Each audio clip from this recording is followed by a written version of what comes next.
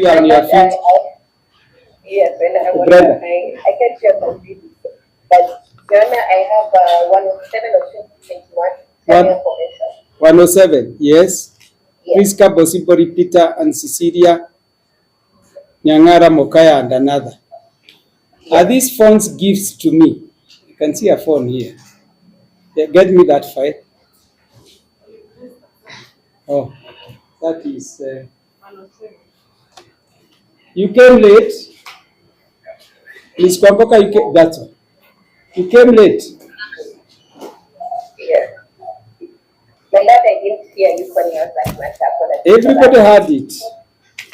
I'm really sorry. Apologies, my God. You are for which party, Miss Kwamboka?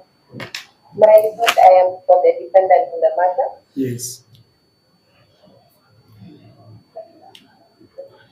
Otwangi and company advocacy is on record for the thank you. Anybody holding brief or Mr. Ochwangi himself?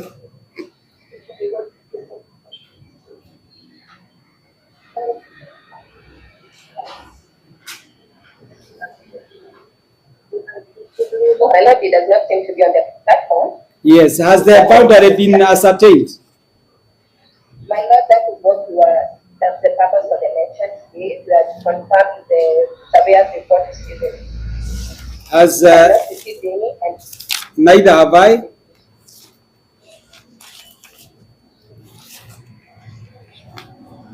Do you have any of the surveyors from the county government of Nyamira in court?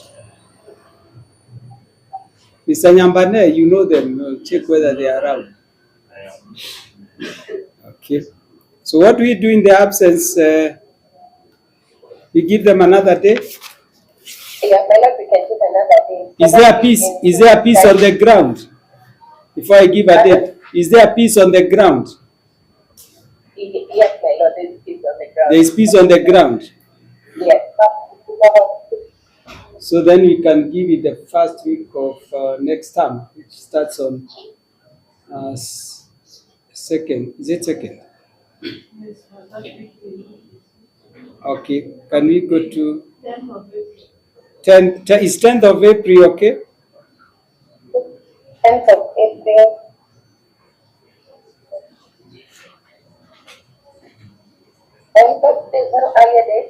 No, let's give the surveyor enough time. Okay. Because we only have next week and next week, but one will be vacation. Actually, mid next week will be vacation. Okay, my love, we can have the 10th of April. Okay, 10th of April. And you serve this, a copy of the mention notice to the surveyor. Okay, my love. Thank you, my lord. With your cardinal, my lord, can you mention ELC number 8? ELC number 8 of 2023. You know, Mr. Jeremiah. Yes, my lord. Your governor is in court to see who comes to court late and who comes to court unprepared. Yes, Mr. Soire, you are for which party? For the appellant in that matter, my lord. Yes. And who is for the respondent? Unfortunately, we have not been able to confirm my record. Who is the respondent? Who is for the respondent, Mr. Soire? Nani? Hebu tuangalie kama yuko kotini. Ukisikia kesi yako inatajwa Mary Nyangoto. Ukisikia kesi yako inatajwa unaitika ili tusipeane orders ambazo zitakudhuru na ulikuwa kotini. Mary Nyangoto? Okay. How much time do you require, Mr. Soire? Have you got all the papers from the court?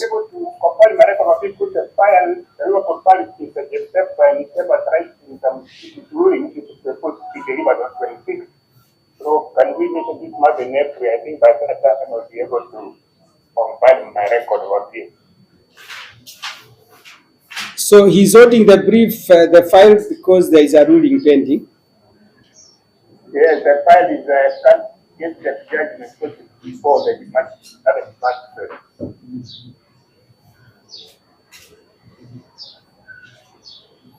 rulings on the on 25th of March, and we are making the matter in April. I think I will have compiled my record. Okay.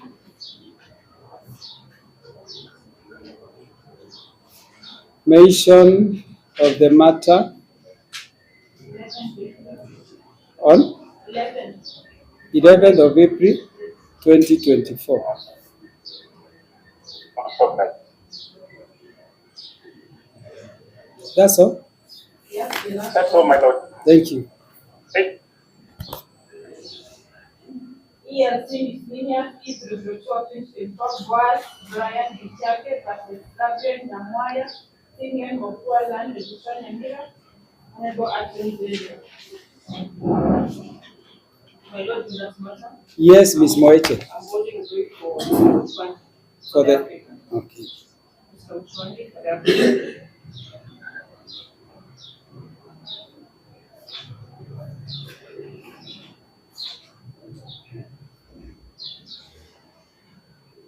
And who is for the respondent? Ms. Osebe. Yes, Mr. Ayenda. The first and second respondents.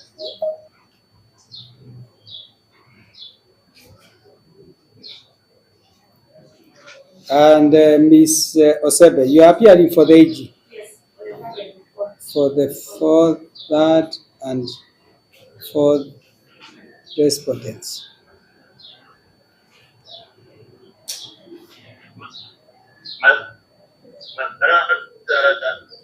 In that matter, first and second respondents. Yes. Have not been able to file the reply of affidavit. How did you say that notification due to the details that we are waiting on the e-filing? To file your... We do not file our reply of affidavit, my lord, for the first and second respondents. Yes. My lord, due to the reason we have cited, Yes. we are currently trying for leave to file because it is ready. So the same is ready. Yes, my lord. We seek for leave to file the same. Within how much time? Within 3 days, my lord.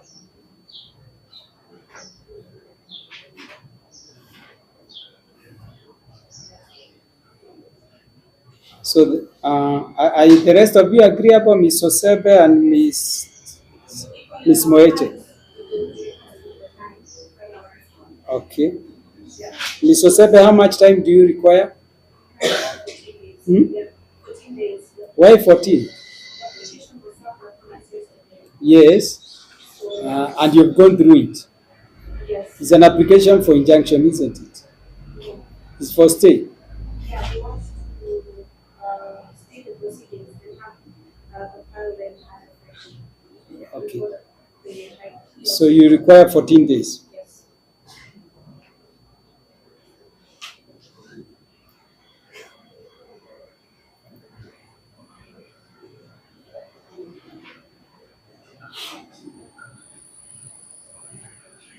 Yes, Ms. Moeche, any problem with this? I don't believe there's any problem. No objection. No, my instructions are that he has already served the parties. There's an affidavit of service. So all the parties have been served. Yes. So he believes that the application will be allowed. No, I'd given you some temporary relief because I said in the meantime, all proceedings and or hearing in Nyamira CMCC LC number 44 of 2022 are hereby stayed until further orders of this court. So because your application is for stay of proceedings, correct? And we have already stayed them temporarily. So there is no harm that is likely to, because I've even said until further orders of this court. So unless I reverse these orders, the orders still subsist. Both.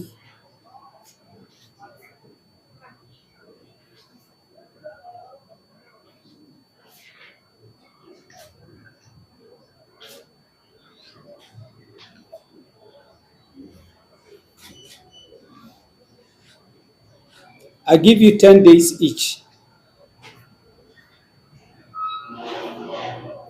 What is the date of the application?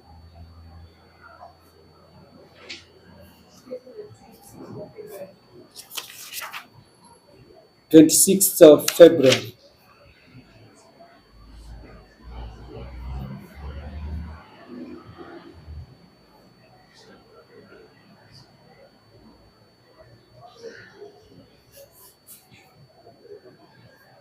Give me a date for the same, Brenda. Which date? 17th of April. Is it agreeable to all of you? Convenient to you? Okay, 17th of April, 2024. Interim orders. And this is in open court, okay? I don't want anybody to come and tell me his gadgets were not working. So in the meantime, interim orders extended until further orders of the court.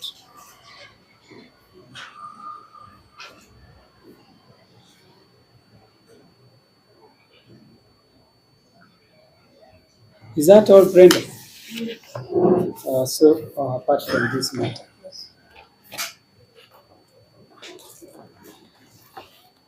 Call it out. ELC petition E-1 of 2023, and data disaster National Land Commission, the County Government of Nyaribo and four others. Yes, Miss Bundi. Yes, Worship, my name is Bundi. Yes, for the I appeal with my name Mr. Maeche and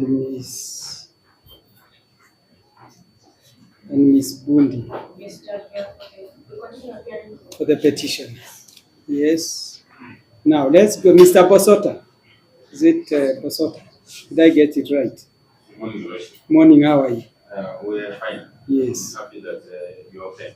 Thank you, thank you. I'm also happy to see you, Thank you, Worship. and I'm happy that you told your boss to make sure that he comes to court. Yes, he's available, Yes. and the police proceedings will be led by. Oh, Mr. Oginga. Yes, yes. Mr. Oginga. My name is Michelle Oginga. Yes. You have written a book on constitutional law. Yes. But it's not available in the bookshops. Where is it? Do you have a copy? Do you have a copy? You should be working with copies. Because I looked for it in Prestige Bookshop, I could not get it. I checked for it in Bookstop in Yaya Center, I could not get it. That's a copy. Yes. Yes, the organized one, I even pay you in advance. So, Mr. Oginga, you are for the... I have a team of my colleagues Yes. who appear together. Yes. Firstly, I'm with Mr. Mosota. Mr. Mosota. Osota. Then there is Miss Betty Kwamboka. Miss Betty Kwamboka. Yes. Then there is Mr. George Morara. Mr. George Morara. Then there is Mr. Tom Ongori. Mr. Tom Ongori. Ongori. Yes. Yes. Yes. And also Mr. Sonye Ondari. And Mr. Sonia Ondari. Sonia Ondari. Ondari. Yes. Yes. We do appear for the fourth respondent. For the fourth respondent. That is the county government of Kisii. Yes. And the first and second defendants. For the fourth respondent. Yes, the first and second defendants. That is. No, this can only be respondents because this was by way of a constitutional petition. Now, that is how they have been named in the application. Or in the application. Yes. First and Second second? defendants, that is His Excellency the Governor, Simba Arati, that is the first defendant. Yes. And the second defendant, that is the head. Okay, of I'll public just service, put them as Robert. they are. Yes, and I do confirm they're also present Yes. for the court. Okay. That's all on a team. Who else in the matter? My Lord, I'm present. Yes, Mr. Anyoka, you are for? And for the third respondent, For the third respondent.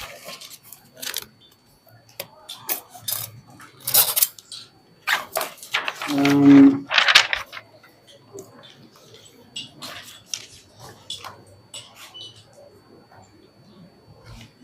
yes, Mr. Bonuka, you are for? My Lord, I'm for the fifth and the sixth interested parties. For the fifth And sixth and interested sixth parties. interested parties. Who else? My Lord, I'm waiting for the fifth respondent. Mr. Angwenyi For the fifth respondent. for the fifth respondent. That is the county government of Nyamira. Alongside Senior Mr. Nyambane. Alongside Mr. Nyambane. Anybody else? Ms. Osebe for the second respondent. That's the Attorney General. Anybody else? Anybody else in the matter? What about National Land Commission? Who is appearing for the National Land Commission? The Honorable Attorney General, Ms. Osebe. Then the IBC, Mr. Anyoka. County Government of Kisii, they are hosts of advocates. Council, led by Mr. Oginga. Then County Government of Nyamira, we have Mr. Nyambane and Mr. Angwenyi, yes. Ministry of Lands and Physical, you are appearing for them, Ms. Sebe. And Francis Damburi Oyaro and Charles Osoro Kiboi. Mr. Bonuko, you are appearing for those ones. Okay. Now, why are we in court? I thought we finished this matter. I thought we finalized the matter. Yes, good morning, Your Lordship. Morning once again, Mr. Maeche. Yes. The petitioner in this matter Yes. did make an application to this court. Yes. I've seen the application. Yes. And the application is for leave to institute contempt proceedings. Correct? We did not ask for leave, Yes. but we have just put in application for contempt proceedings against His Excellency the Governor, Yes. Paul Simbarati for Kisii County, Yes. and the Acting County Secretary, Mr. Robert Ombasa. Where is the substantive county secretary? The county secretary who used to be here is the one now in Kisii. I think he's no longer no longer the county secretary of There is Kisii County. okay. I think that is why they appointed an acting secretary. Sawa. Where is the acting county secretary? You are here. Mr. Bonuka, maybe you can give room for the two to just come over. Yes. I don't know if I could address you. Yes. Yes, I just wanted to confirm you was up yesterday Yes. at 5:23 a.m. AM. Yes. Yesterday. Yes, Oh, that was via By WhatsApp. email. By email. Yes. So that we really tried our best to put in a holding response, Yes. which we are still in the process of formally finding, Yes. and even serving all the other parties, Yes. so that in the circumstances, my prayer for today, since we are coming for directions, Yes. I will be praying that we be given 14 days So your application is dated, Mr. Maeche? Yes, the application is dated 3rd March 2024 for adoption. Now, ladies and gentlemen, you can just have a seat, Mr. Oginga. First of all, I want to thank all of you, all the parties in this case, including Your Excellency, because this matter, this petition, when this constitutional petition was brought to court, you all agree with me, there were ugly scenes at Keroka. And Mr. Bosota is on record as having told the court when all of you are putting in, when you are highlighting the written submissions, that ever since the matter was brought to court, there has been peace at Keroka. Am I right, Mr. Bosota?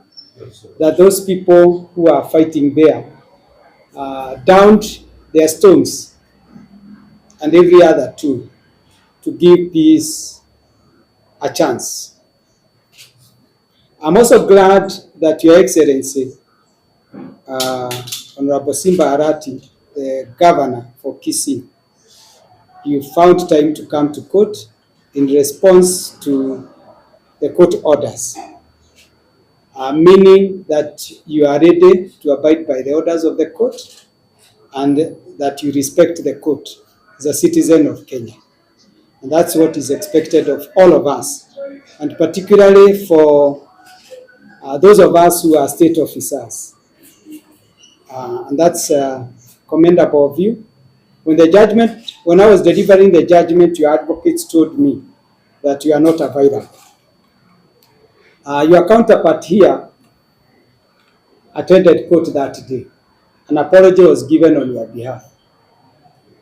And as a sign of good gesture and the fact that the two counties are ready to work together and ensure that there is service delivery to the Abagusi community that occupies the two counties. After this, can we make a courtesy call to His Excellency, the Governor of Nyamira? I hope he's available, Mr. Nyambane. If he's not in office, get him from wherever he is. Let the two of them have a cup of tea. Hostility in this region will not help anybody. At all, at all, at all.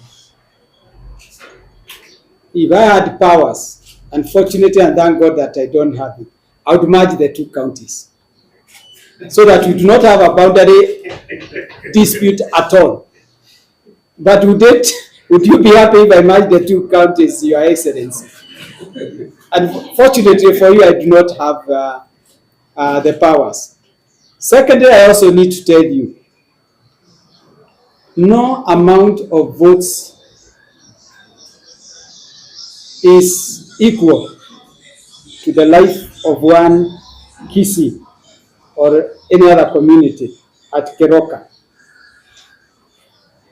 If anything were to happen and the two counties are on fire, Your Excellency and myself and the likes of Mr. Morara and Mr. Maeche, Ms. Bundi, Mr. Oginga, we can all afford a chopper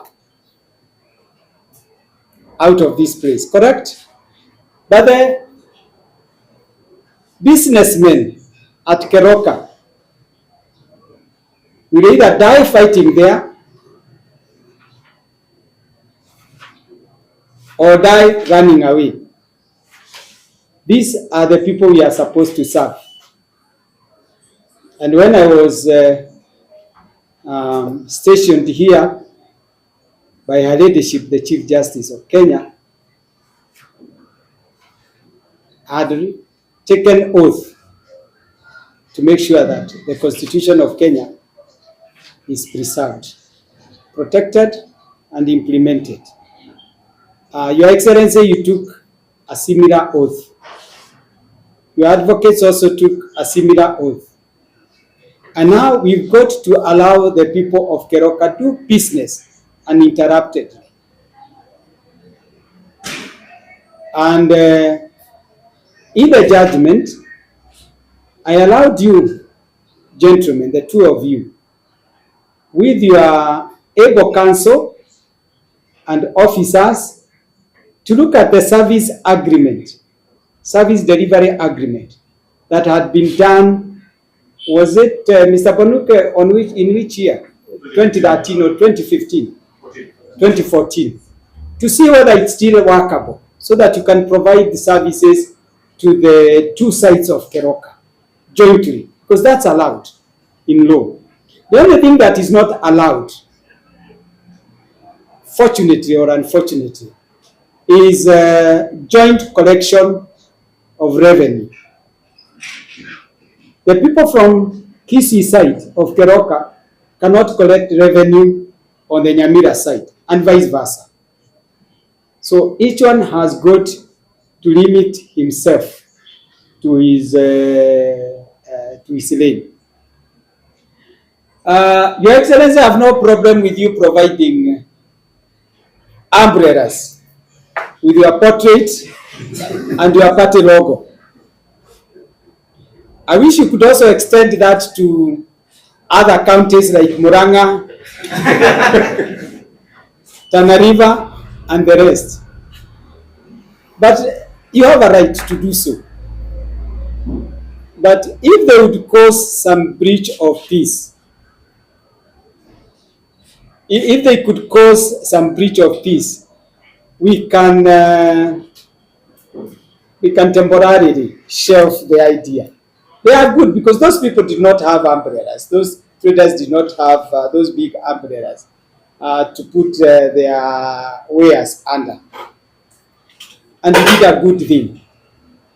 And I want the traders there not to see the umbrellas as a sign of incitement. Just use the umbrellas. Don't even look at the portrait that is there. He's a handsome man, but forget about it. Am I right, Miss Bundi and Miss Moeche? This man is, and he's smart. So if it were to cause any breach of peace, we could suspend that for the time being, or just provide umbrellas that do not have logos and portraits. That's one thing we need to do. Then when it comes to the collection of revenue, let's allow the officers from each side stick to their lanes, because there is also accountability. If we allow anybody to collect revenue from anywhere, the problem the two governors are going to face is that that money may not even reach you. And I want to believe that before this matter came before me, the people who were collecting revenue were not genuine, and they were not remitting this revenue to you people. So that's the confusion we can have. And then, because people will say, okay, we collected from only this side, so this is what we are remitting, a portion of it. The other problem is this. Some people will say, we paid to the other county, so we are not paying again. And those people have not paid. They have not paid, but they want to pretend that they are paid to the officers from the other county. So I don't intend even to punish anybody for contempt. I would want to apply grace and forgive those people who have defied the orders. And the other thing I want to tell you, how many traders are here from Keroka? How many traders are in court? Okay. How many revenue collectors are in court? You see, yes, you are one of the revenue collectors. Your name is? Bonuke Chas. From which county? From Kisii. You are the revenue officer. Can you just come forward and tell us what has been happening? and tell us whether you have really been getting the money that is being collected from the ground. Because if the problem escalates,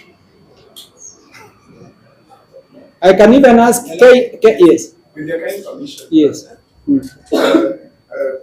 Perhaps since we are coming for the elections, and we Kaa chini Oginga. permit me to finish. Yes. Because we are dealing with a contempt application. Yes. And the gravity of the orders and that. Yes. So that, and in light of the burdens and the right of the trial, Yes. my suggestion would be, because now the issues my lord is raising, these are factual issues that are in the very heart of the application. Correct, I agree with you. Issues we wish to really respond to. Yes. My lord, if given an opportunity, and that you were just served yesterday, and I also need to sit down with my clans so that we can get a way forward for this, my lord. Okay. So that in the circumstances. Yes, I've heard you. Pray, yes, I've heard you. I just have a seat, yes. Mr. Oginga. I've heard you. Just have a seat. I've said we are coming to defend a contempt application, okay? And I've just addressed you people and told you my interest would not even to pursue the contempt proceedings.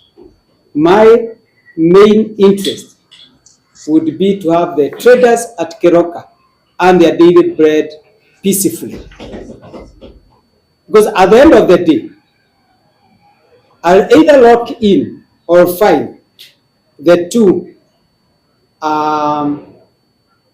contemptors, for lack of a better word. But how will it help the people of Keroka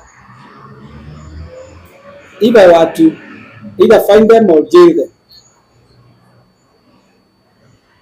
I would want to do justice that will help everybody, and particularly the people of Keroka who moved to this court and told me that they are not able to do business because they are having conflict between where do we pay our revenue to, where do we get our services to. I've already said that the issue of service delivery has been resolved by the service agreement, which I would not want to interfere with. And if the people of the two counties or any of them, or even a single resident of any of the two counties, feels that that service agreement of 2014 does not serve them, he can go to the intergovernment relations and have the matter mediated there. But in the meantime, you see, you and me, His Excellency is getting a salary at the end of the month. I'm getting a salary at the end of the month. Mr. Oginga, you are getting some money, some fee from the litigants you represent here. Even when Keroka is on fire. But when Keroka is on fire, there is a Mama Mboga who will not be able in the evening to take anything to her children. What does she do? There is a man there whose work is to shine shoes, who will not be able to take his children to school. And this is one thing that we need to sort out, even as we think of the contempt proceedings. Because supposing this contempt proceeding takes another 1 month before it is finalized, what happens to the people of Keroka? They will continue suffering. So we want to get a solution today and then give directions for the contempt application. Is that agreeable to you, Mr. Oginga? I don't want to go to the merits of whatever is happening. And that's what I'm asking the revenue. Just come forward, the revenue officer from Kisi. What is happening there? Thank you. Please speak up. I'm saying thank you, my honor, for giving me the opportunity. Yes. But I'm right that I may not be able to speak when my boss is out. No, speak. I'm protecting you. I'm protecting. He's a good man. But the councils are here. Yes. So I don't want. So you want him to speak for himself, Mr. Morada? Can you tell your client to tell us what is happening? Sasa tunaongea Morara, si tulikubaliana sisi ni wazee. Si wewe ni mzee? Na mimi ni mzee. Na gavana ni mzee. Hebu am I going it the wrong way? Or because we need to get a solution for the time being. In the first place, Yes. as a council for His Excellency. the governor Yes. and the acting county secretary, Yes. from decided decisions Yes. and the law, Yes. this court is functioned as official after the delivery of the judgment. Yes. As we stand before this court, Yes. jurisdiction is everything, which I am well guided by the law Yes. and decided cases. Yes. That, my Lord, with due respect, you don't have jurisdiction. Now, what application is before the court? The application before the court is a content. Is a content. A content. Do I have jurisdiction over that? You don't have jurisdiction by the When- fact that these are two parties who are being Yes. staked into pleadings, Yes. who were not initially in the pleadings. Agreed. Agreed. Governor Simba Paul Arati Yes. and Umbasa were not in the initial pleadings where you chased me out of the matter with my client, Christopher. Mr. Morara, let's not do this. Let's not do this matter with some bit of. My Lord, I'm praying for directions. Yes. I'm well guided. And those are the directions I want to. Direction. Forget about what happened in the past, because let me not say much, because I was also wounded in a way as the proceedings were taking place. But I want us to do this. Yes, my Lord. Mr. Morara, you are a resident of Kisii, I am. correct? You are a resident of Kisii. Yes, my Lord. Are you happy when you go home at 7 p.m. you see people at Keroka, your cousins, your sisters and brothers, your mothers, your aunties, pelting one another with stones? Are you happy? I'm not happy. You are not happy. Now, if this court can, first of all, deal with that issue, would you be happy? I could be happy, my Lord. No. Let's go slowly. You would be happy. Whether at the end of the day, I will say I have jurisdiction or I have no jurisdiction. You not be happy if the people of Keroka are doing business at peace. So let's sort out that issue first before we give directions on this. My Lord, can give what I'm around Yes. to take and give my opinion.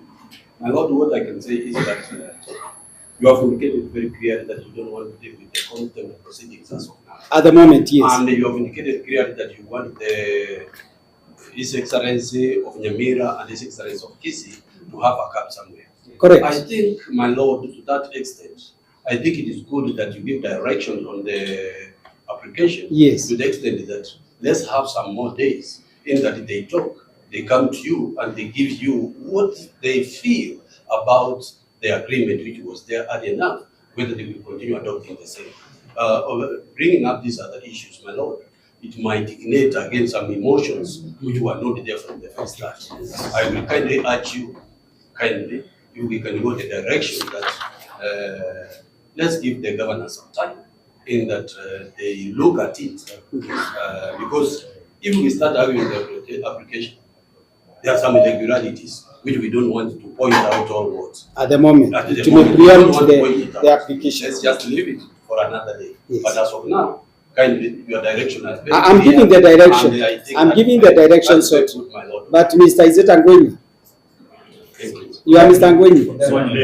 Mr. Ondai. My Lord, save that I've not appeared before you for some time. It's okay. But I know I'm the first one who appeared before you Yeah. when you came to this station. Thank you. Your Lordship, Yes, Mr. Permission. Maiti. Yes. I'm also standing here guided by the directions of the court, Yes. and sir conferred with the petitioner. He is also agreeing that he is ready to support the two governors to have a cup of tea so that we resolve the issue of Keroka. Secondly, Your Lordship, it is good that you have kept emphasizing and And I implore this court to emphasize that we have the service agreement and we have the issue of revenue collection. Yes. And Your Lordship, as you are going to give directions, kindly, maybe I've seen conflicting information, especially there is an application which is not before this court, but I don't want to go into it, that the judgment from this court gave, and I think even from the response of the preliminary objection from Kisii County mentions that there is some ambiguity in the judgment that you issued concerning the issue of service delivery and concerning the issue of revenue collection. And I am urging this court, Your Lordship, to make it clear that there was a boundary that was ascertained. Lord, I think I wish to cut my claim. Yes, Mr. Bonuko. Because he's speaking into the application. Yes, let's not get into the application. I think for the time being, I'll take the wisdom of Mr. Oron Morara and Mr. Mr. Ondari.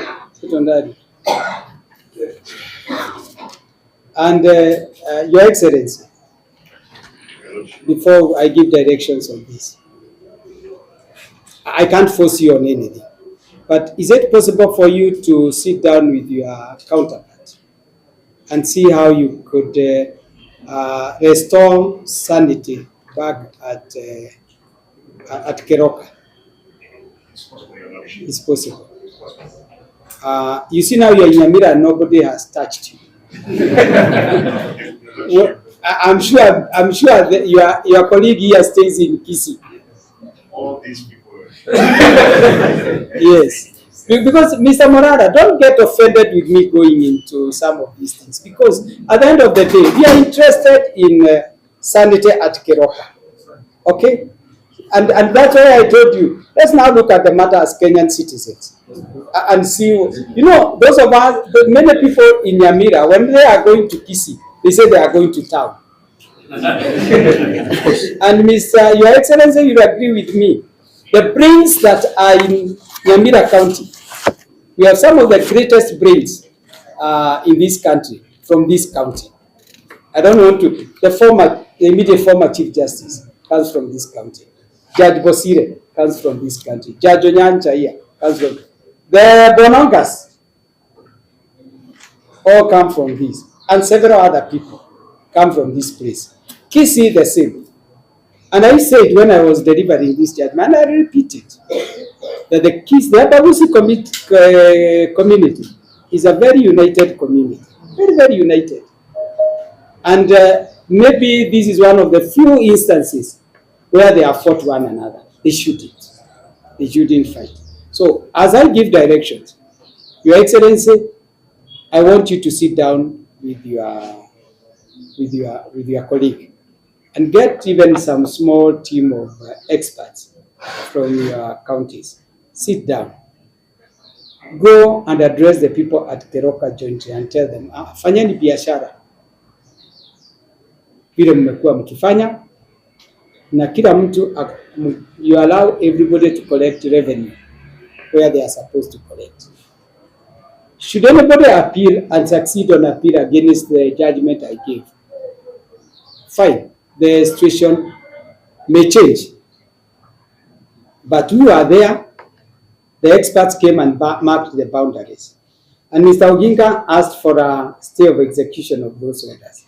I told him, if I stay those orders, then it will mean that nobody knows where the boundary is. So let's have them. Even if my orders will be upset by the Court of Appeal, for the time being, let's observe those boundaries and we allow our people to do business in peace. Because at the end of the day, if we do not allow them to do business and take bread at home, then they'll come to you begging, which is not, in our Kisii customs, that's not something that we hate.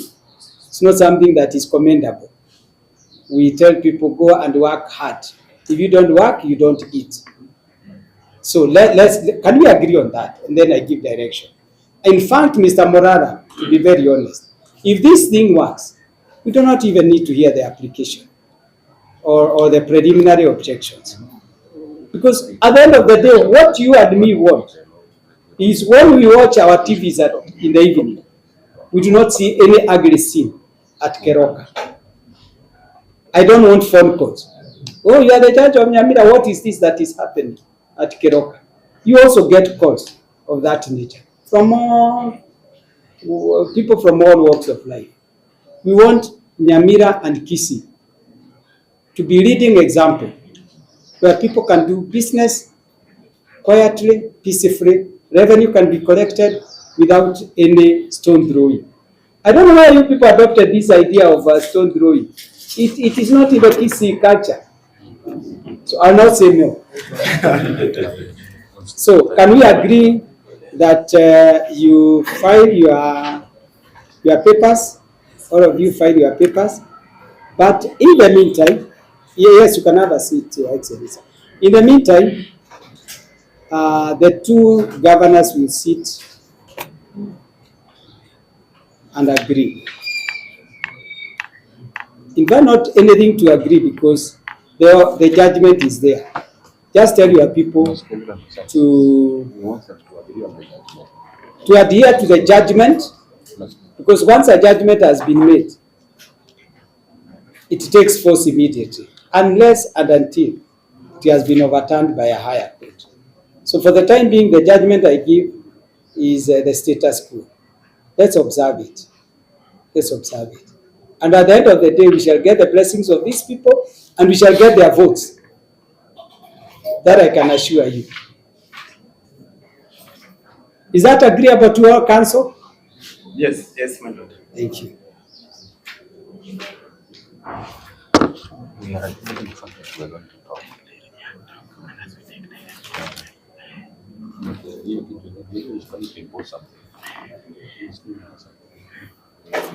How much time do you require, Your Excellency, to meet your colleague? Of course, after this, utaenda uangalie upige hodi kule kwake.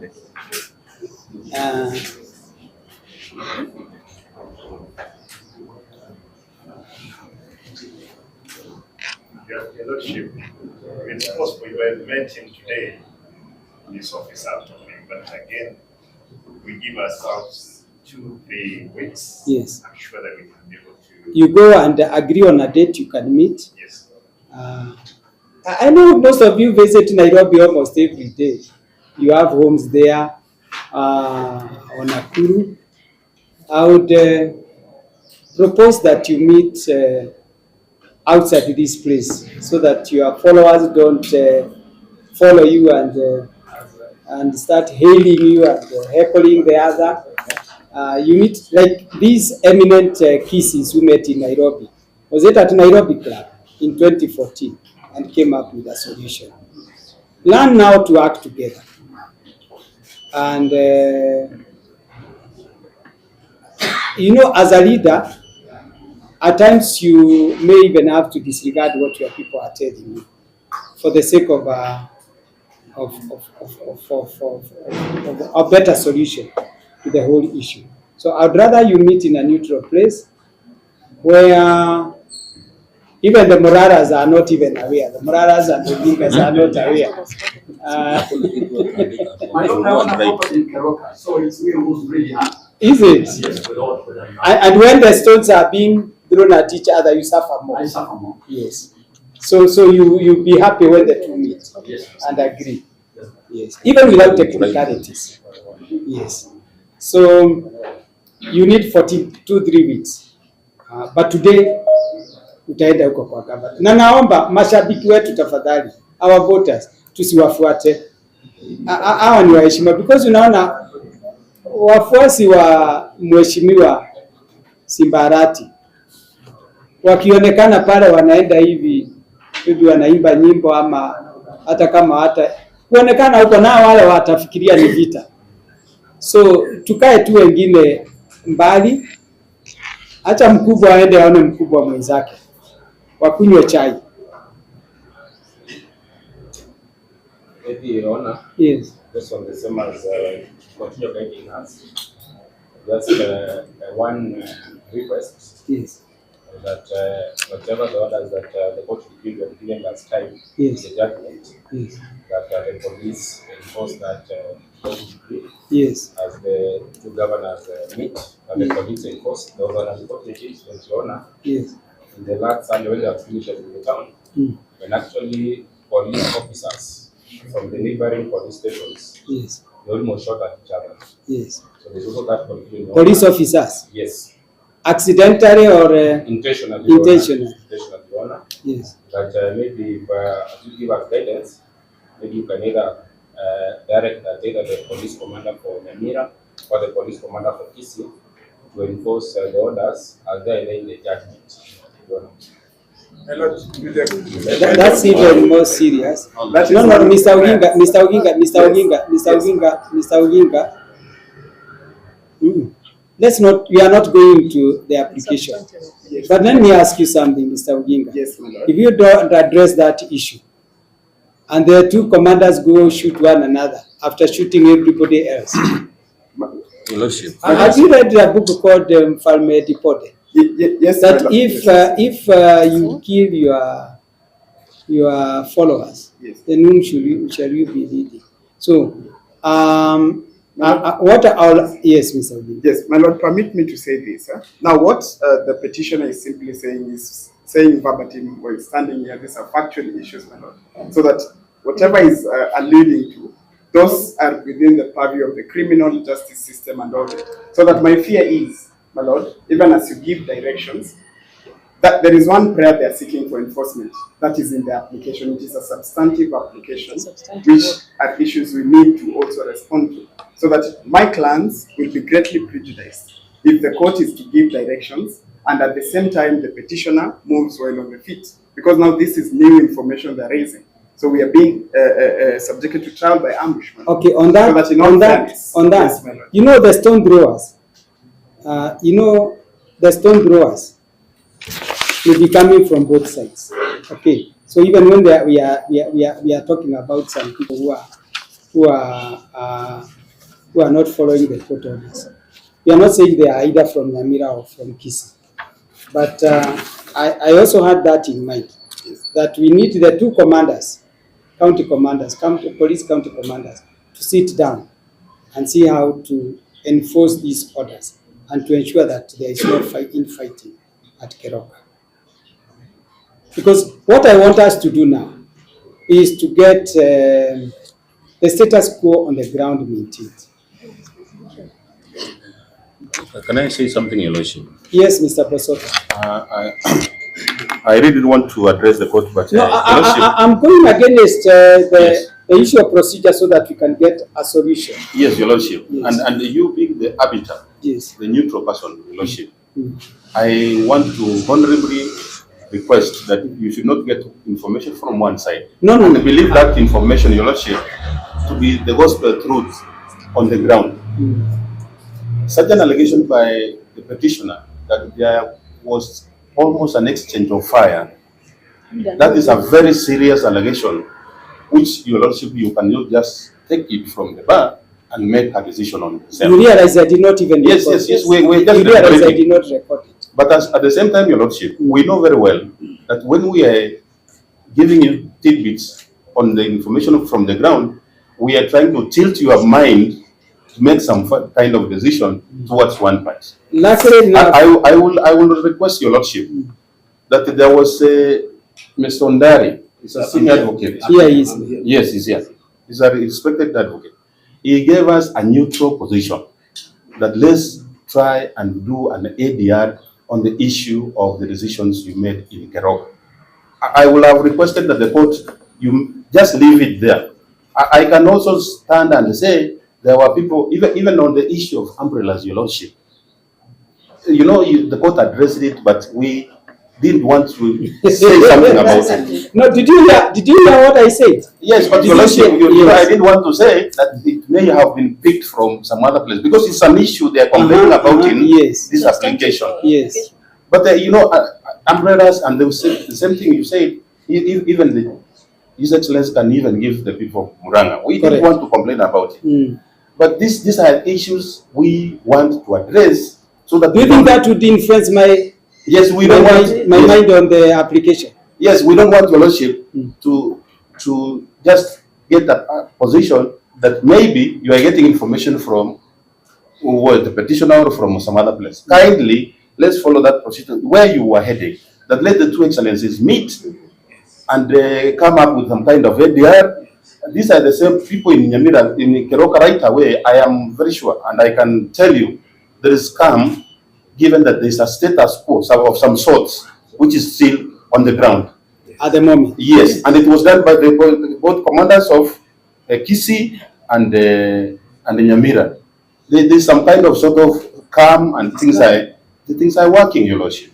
Let's maintain there. Let's not poison your mind so that you can now just try to make and call other parties. At the end of the day, we will not reach a solution. Thank you, Your Lordship. Thank you, Mr. Bosota.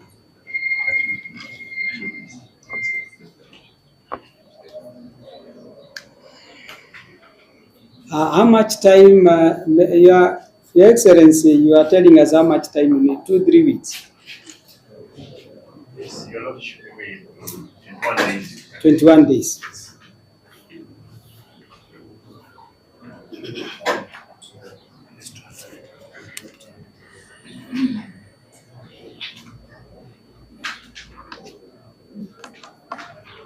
So order has been restored. So they'll be meeting for purposes of maintaining, not restoring. Yes.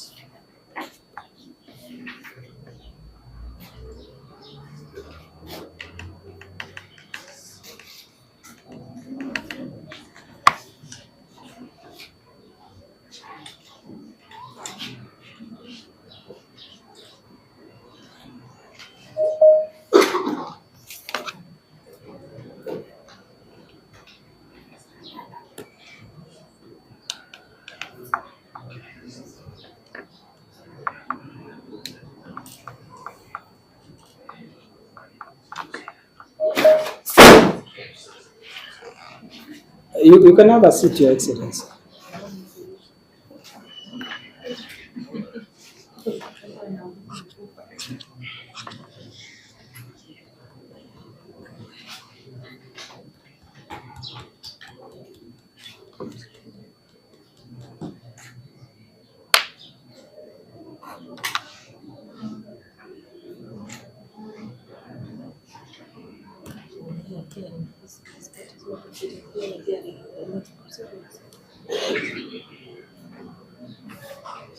You see which other is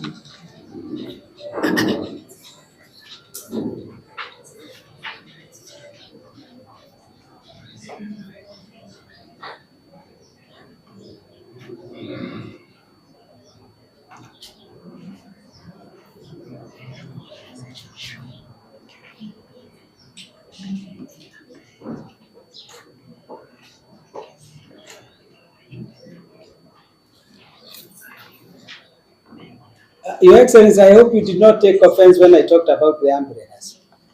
Your Lordship, when I was coming, Yes. I've seen umbrellas here in town. Yes. In Nyamira town. Yes. People, again, the people of Nyamira see their one people. Correct. It's always Your umbrellas. Umbrellas. Your umbrellas. I've seen them. Yes. Laptops. Yes.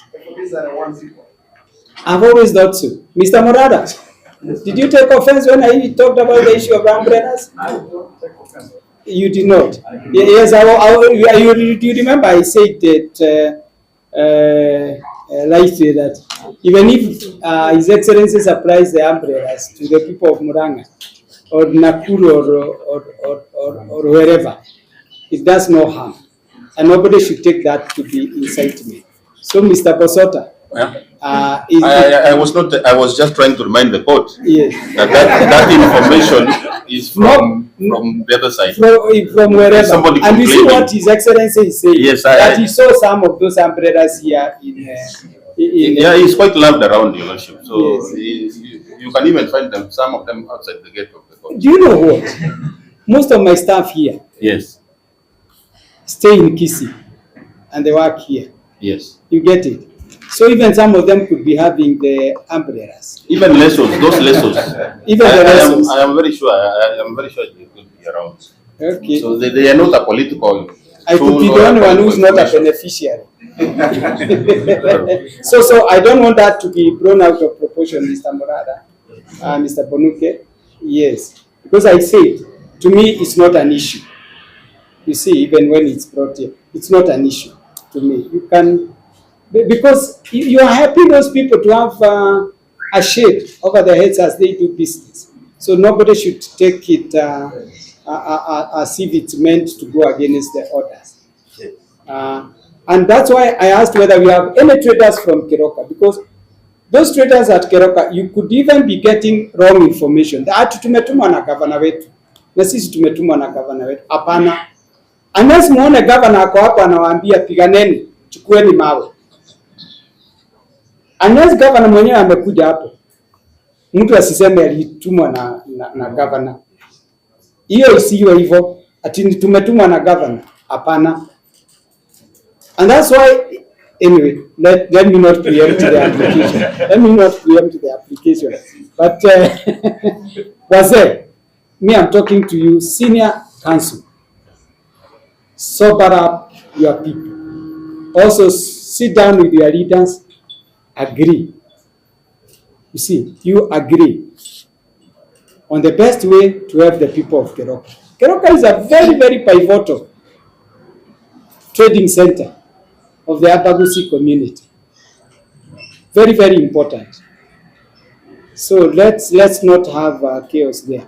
And let's not have a situation where the national government will have to intervene. I told you if I had the powers, I would remove the boundary and merge the two counties. But some people lose their jobs. And that's not the best. I'm forced to say you are lucky as a community. You have two counties, whereas there are some communities which do not have a county at all. So to maintain that and to be grateful for that, let's remain united as we've always been. I love the Kisii people, and one of the things I love about them is their unity. And I do not want to get in the middle of you people. Itaachwa katika, kwa kikwetu tunasema ukiwaingilia watu ambao wanapendana utaachwa hapo katikati. Sitaki kuachwa hapo katikati. Nataka nikienda Kisii na kunywa chai bila kuogopa mtu yeyote. Nikiwa Nyamira naenda mahali na kunywa chai bila kuogopa mtu yeyote. And that's the way all of us should work. Akina Nyambane wanaishi Kisii na wanafanya kazi hapo. So this is my order. The court orders that the two governors of Kisii and Nyamira respectively meet within the next 21 days to discuss how to maintain, not to restore because the order is already there, to maintain order and rule of law at Keroka town. In the meantime, also, the two county commanders to also meet and agree on a formula to be applied to offer security to the traders at Keroka town. The respective revenue collectors to also continue collecting revenue on their respective jurisdiction. Is that agreeable to all of you? I can see the people of Nyamira nodding. Can I hear from the people of Kisii? No, I'll not allow you to say. Mr. Morana, is that agreeable that the revenue collectors continue collecting revenue in their respective jurisdictions? Yes. And then the two commanders meet and agree on how to maintain. If they agree that they'll be sending their troops at 6, and then at around 10, when there is calm or everybody has settled, they go back. If that's what they will agree. If there will also be need for them to be patrolling around during the day, then let them do it. But what I know is that the people of the Abagusi community can work peacefully even without supervision. That bit I know. I've lived in Nyamira, in Kisii land, long enough to study and understand the Abagusi community. And I know they are very, very hard working. And when they mean to do something, they do it. Then the other thing is that the two governors meet within the next 21 days. Then the other thing is that the respondents who have not responded to the application dated 3rd March 2024 to do so within the next 21 days also, or 14? I think that one will be sufficient. That one will be sufficient. 21. Yes. Next 21 days. So next mention the matter on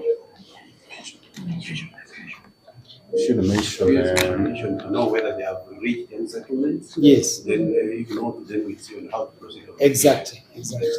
So we take a mention date within the next after 21 After days 21 from days. yes.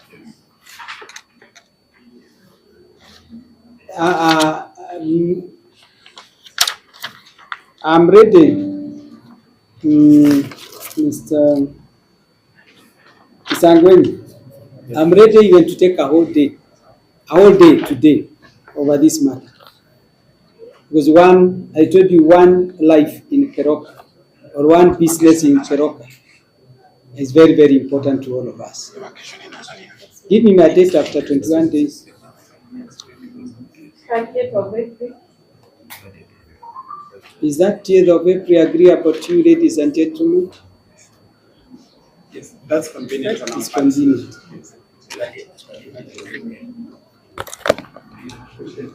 30th of April. We can't get an earlier date. Why don't we get it on? No. Yes, 9th or 10th. Let's take the 10th of April.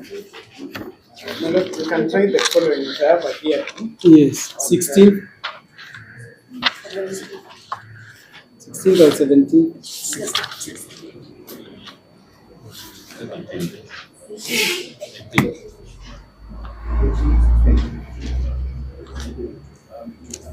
And then we are proposing 23rd. 23rd. I think there is something that there should be something.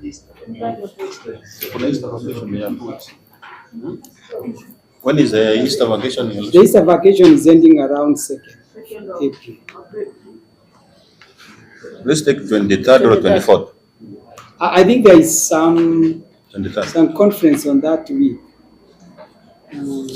for our coach. That's why the week starting with 15th and ending on 19th. So then What about 18th? Can we try 18th? 18th, I have a bench at the High Court. 17th? Then also 17th, I have a matter. 16th? We can.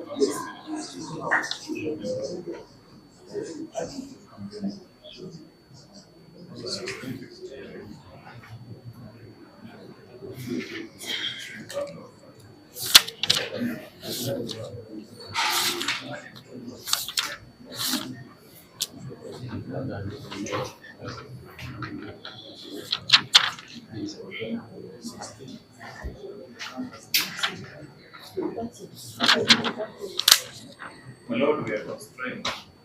We will get back if you are there. Which day? 30th. 30th. It's okay. Yeah, we can still have. And that all of you are agreeable to that. Mr. Nyambani, Ms. Bundi, Mr. Bosota, 30th is okay. 30th. 30th is okay.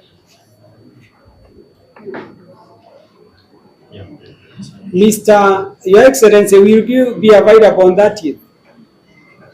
But if you allow, because it will be just a mission, and then we find that they have. I want the two of them. I want the two of them around. Yes. Yes. When your people see you together, they see you taking tea or going to court and sitting together, they that is one way of sending the peace message to them.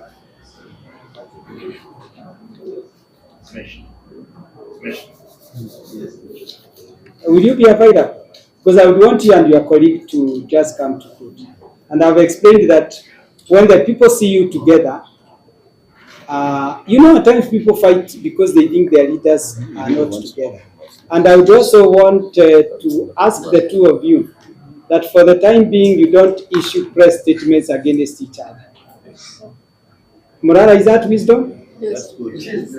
Because if they spread the gospel of peace to their people, but they themselves are fighting in the press, people will not take them seriously. So for the time being, and for the sake of Keroka,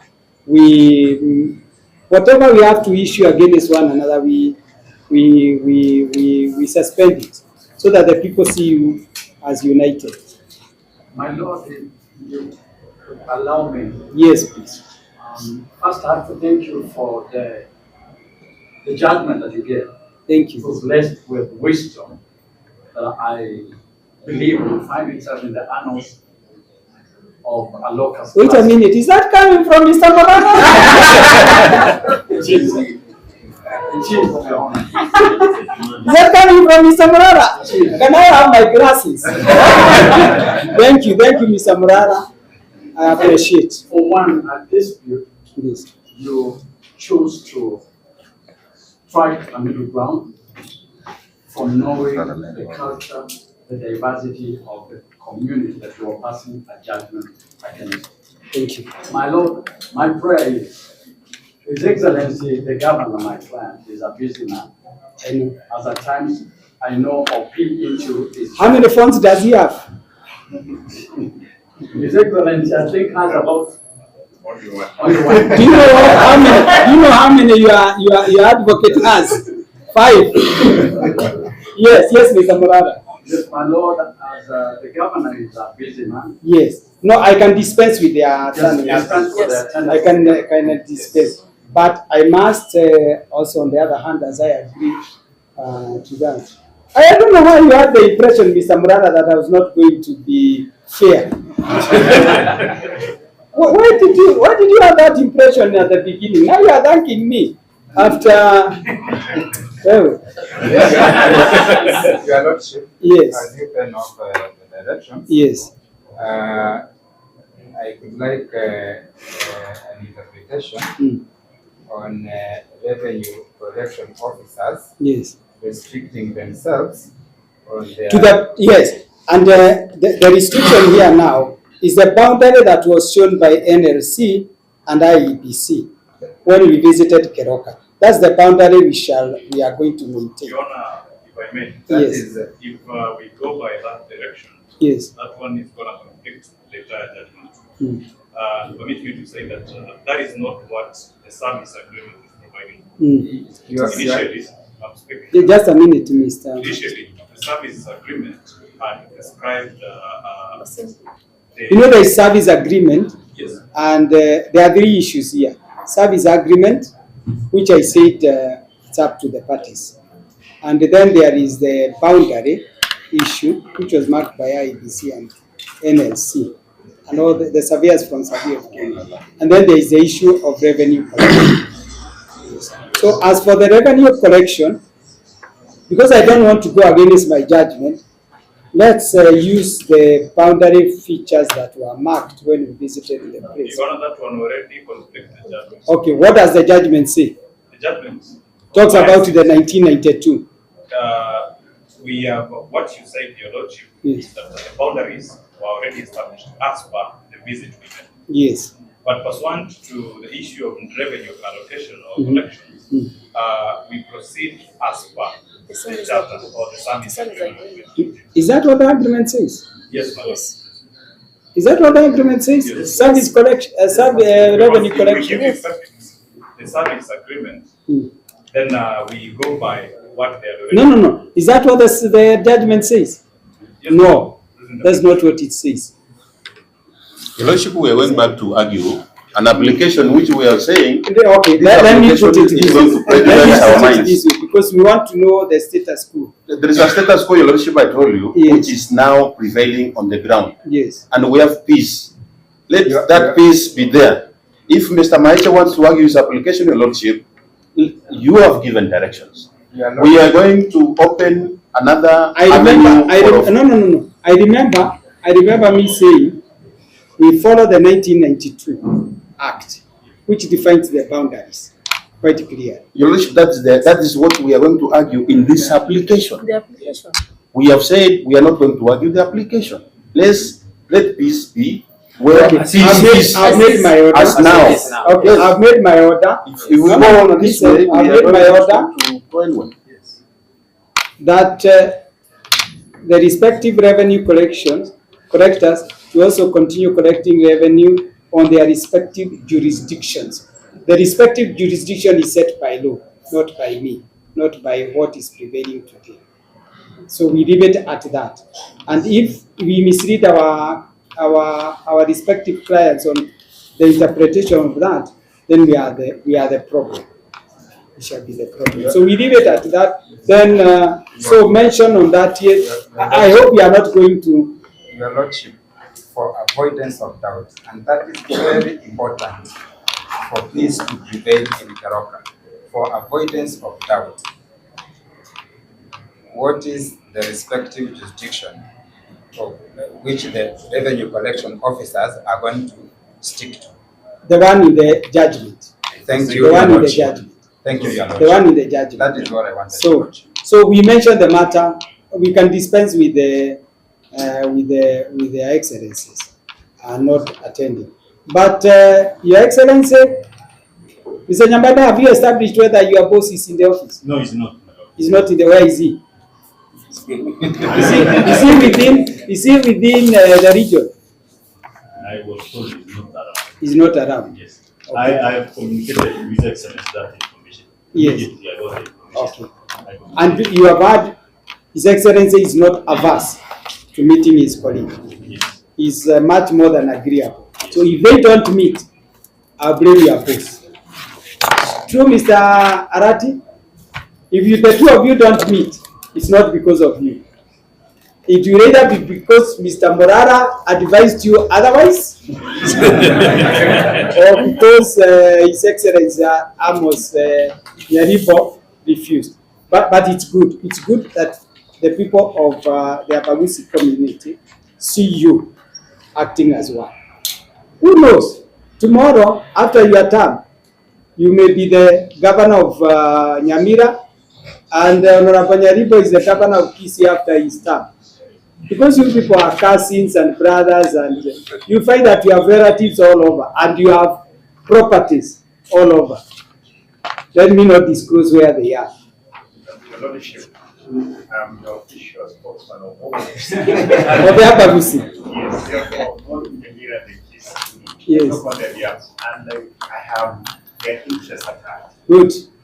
I like that. Do I have the interests of the Abagusi at heart? Yes. No. I want His Excellency to answer. Not what you have been told by Mr. Morana. Do I have the interests of the Abagusi at heart? You don't.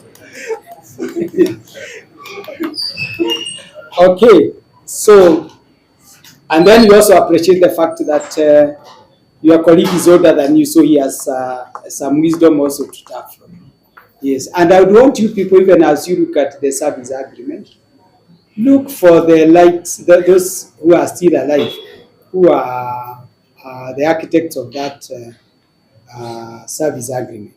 You also have some people who have been leaders in this place, like Professor Ungeri, and it's a blessing to have such people still alive, to talk to them, to get counseling, and also to bring back, not to bring back because he's still there, to maintain the harmony of the Abagusi community. Thank you. Nataka kila mtu aende nyumbani kama amefurahi. Sawa sawa.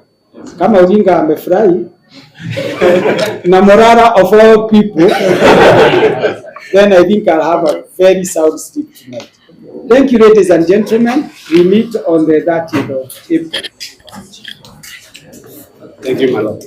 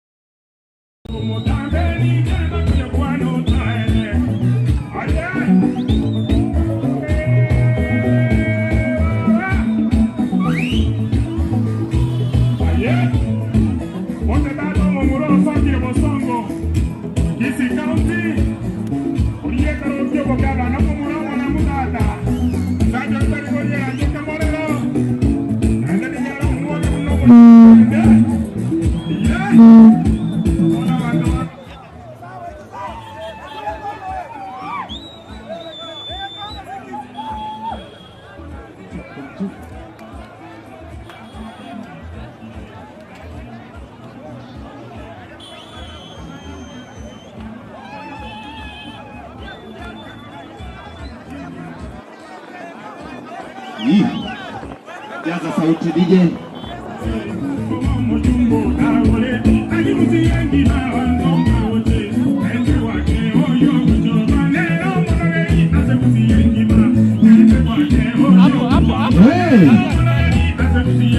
Aya DJ shikilia.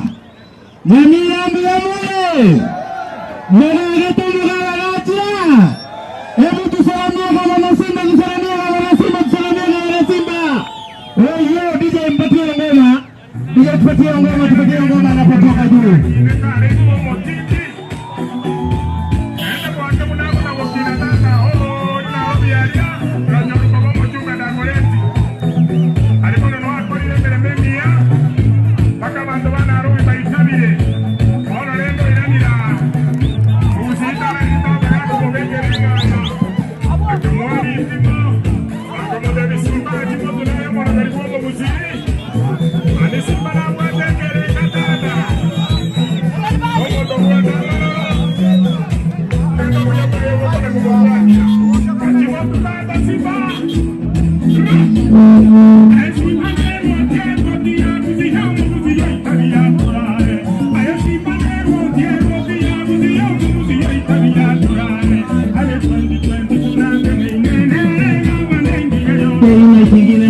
Kingine tupe sauti.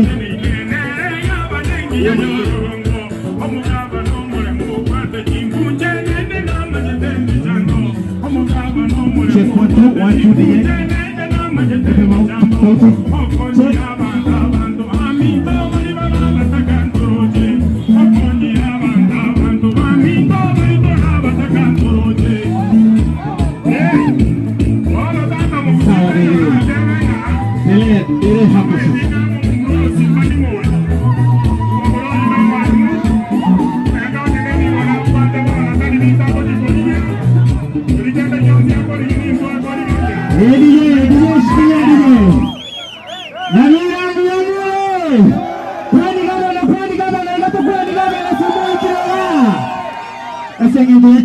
Your Excellency, allow me to invite you. Na ili mic iendele.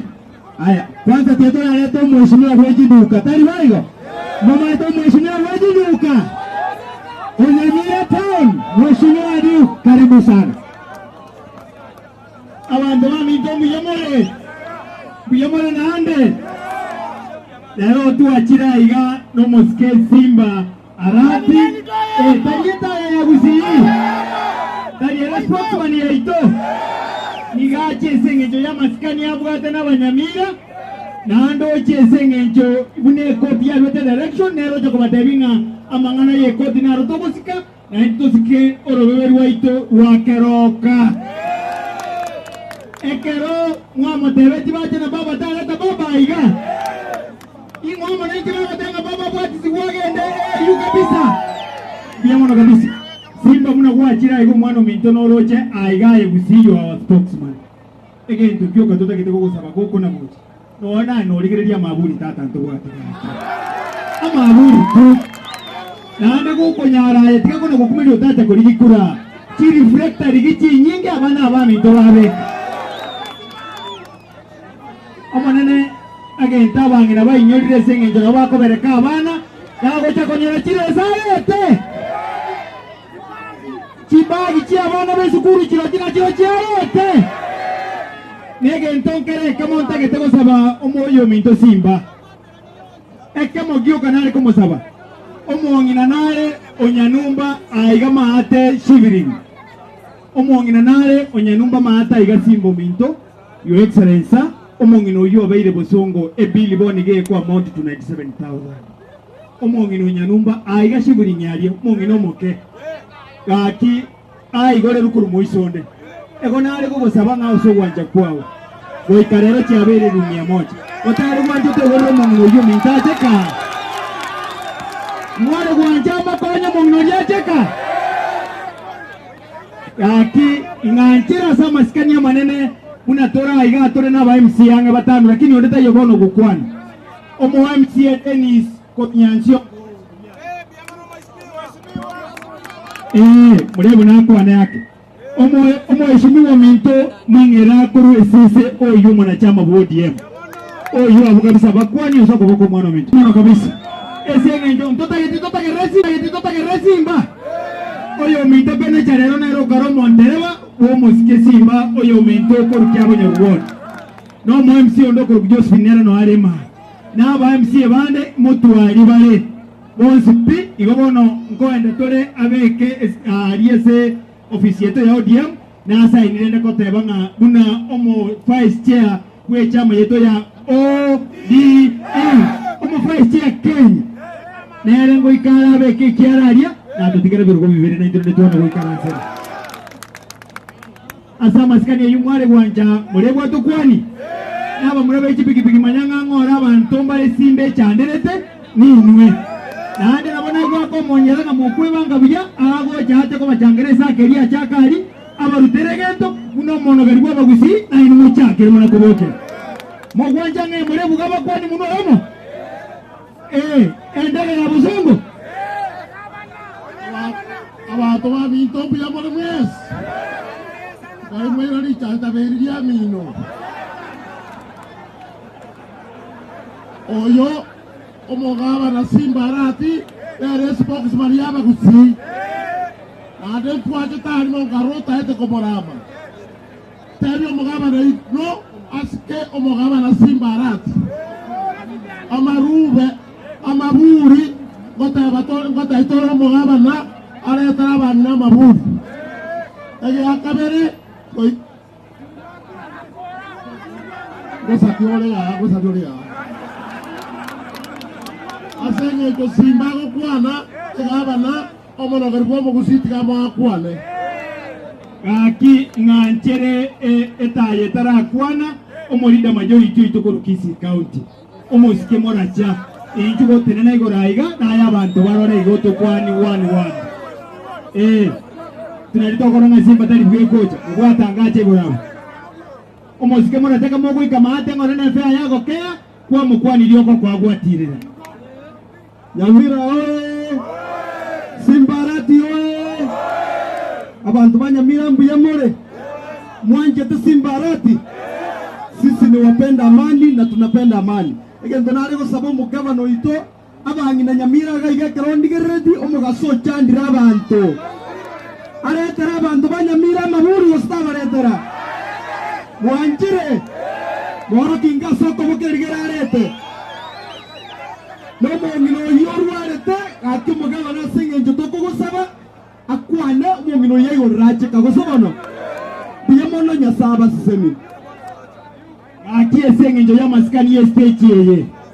Ngancherango mongo yomo aba muraba ari ba minto ba taxi ngango monto yomo akwano ni biabo basi. Ningo wete. Injugo da ngere ringo uri ko kabara abwa guri kondo.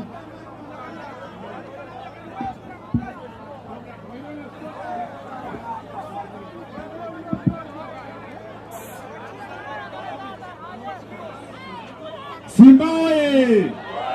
Simba oye! Simba tariota! Simba tura watu wa taxi. Koko tuara ranchi to tigera kiagera ni kiongozi ya tontoka tabaigo. Pia mano. Kochanda bungu kwa nyong ngere diga abantu wa taxi ga baragiro kuragira guka. Dora tabaigo. Pia mano.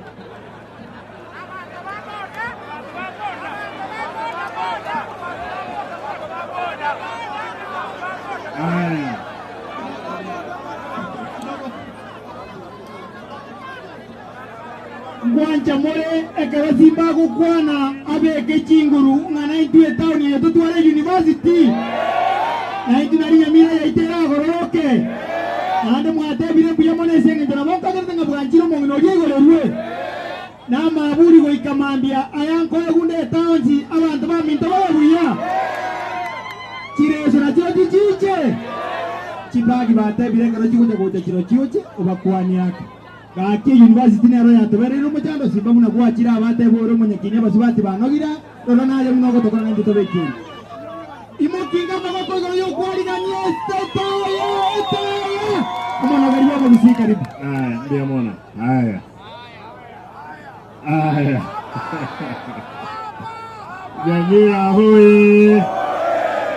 Nyamira hoi abantu wa minto mbia mule Mtegete ntebe binto ibere etu achirwono mambia twacha koti gaiga twacha kote bibunga ki emepaka meke ebwatu muchando ali Keroka na Kiekoba twiwana nire nkomera na tuline gavana ya ino mo gavana Nyaribo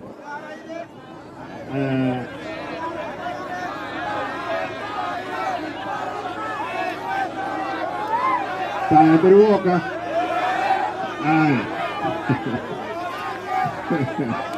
Aya, como kwane rande lazima yoke.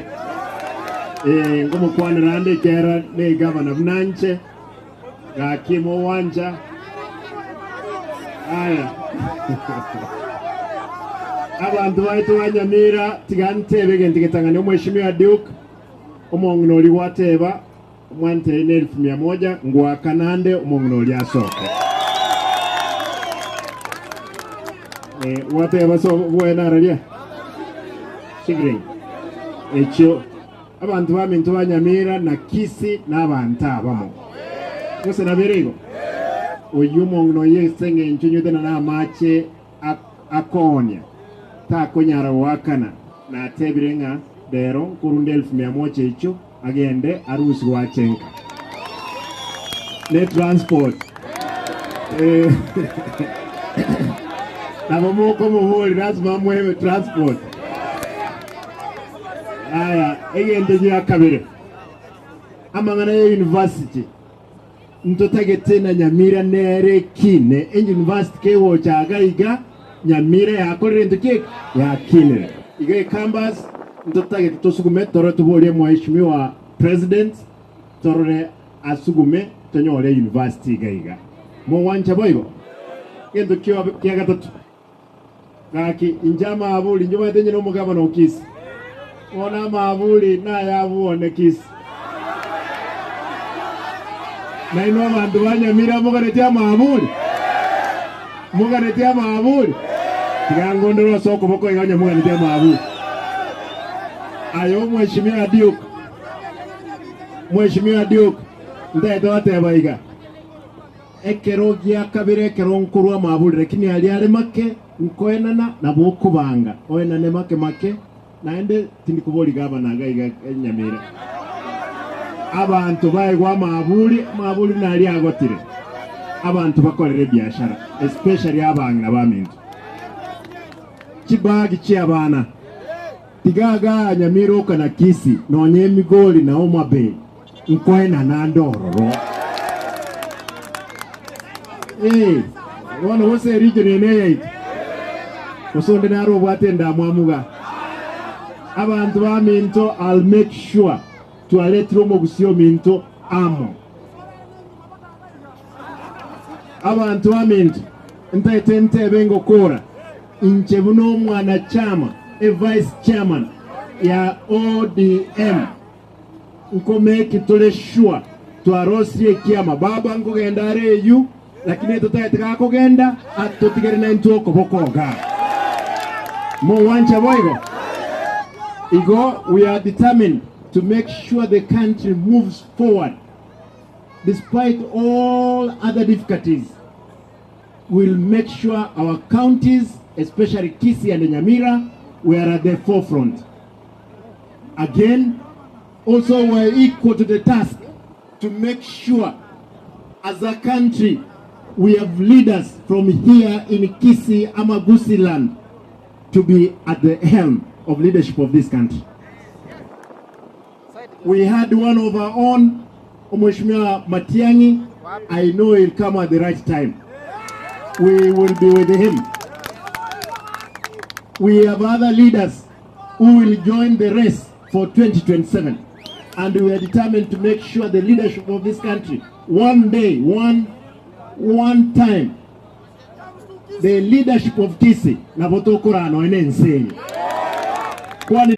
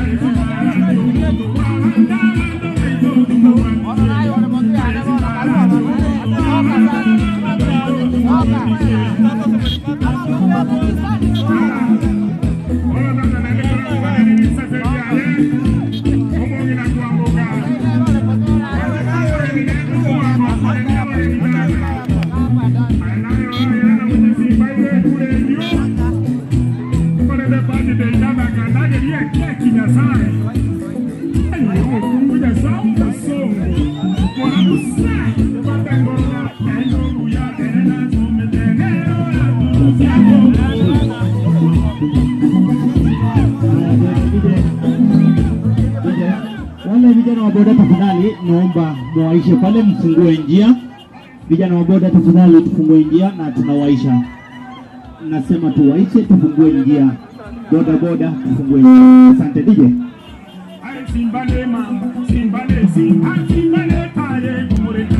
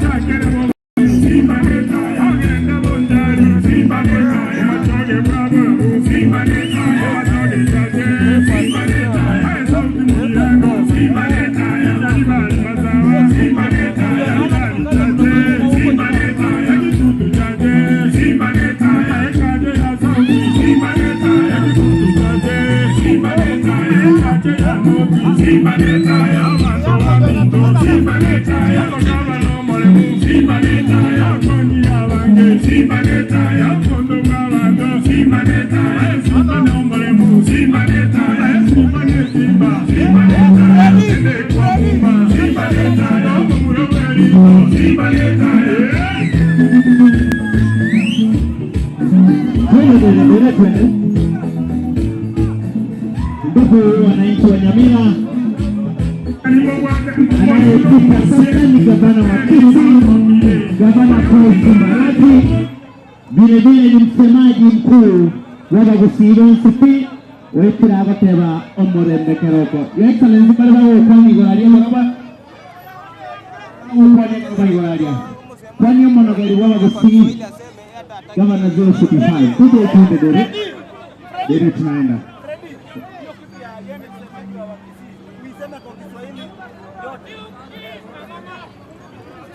twende vijana wetu wa bodaboda, weka mziki wewe.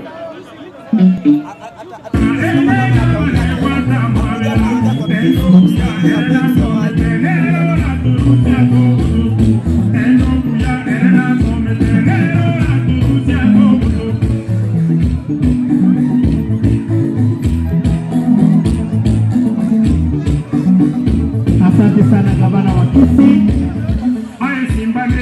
Mama ambaye ni mgonjwa,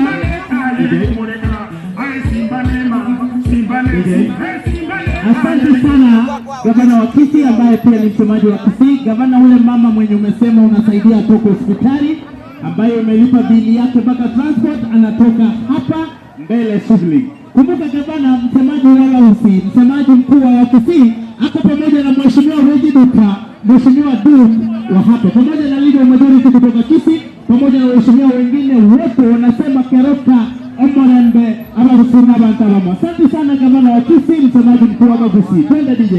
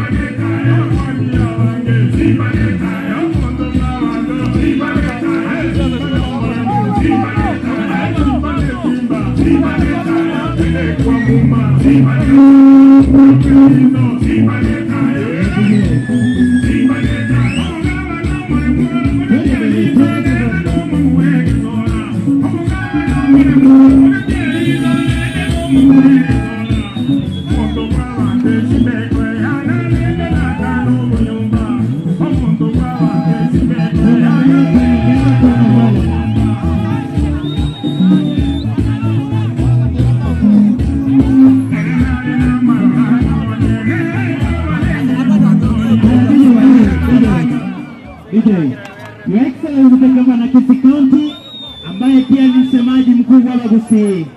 Omongi wakonya Mheshimiwa Diki agusaba wakona liga shivling akonia mache DJ shikilia kidogo wakoniga abantu baitu banyamira kama nokonyera omongi ngochare omaire bake transport egari kwa mkoba wakaba. Karibu Your Excellency. Haya Nyamira oye Tangani ntaitote banga omongi no lye wante byo mheshimiwa kwenye numba wewe na ralia kinyombe chimaega kumbro manya kayazi aya mose niwe tomo ono mwana aya kogenda ngwakana 100,000 omongi no lye asoke kuri nyagitali akole kwenye transport yake mowa poke transport mo kwana mbewana omongi nasoke achenyiwe tunawakoni amachiga abantu banyamira. We are so happy mbia muno taitugote novice mwino ya ODM kuwana n'abantu imanya gosoka. Aya DJ twende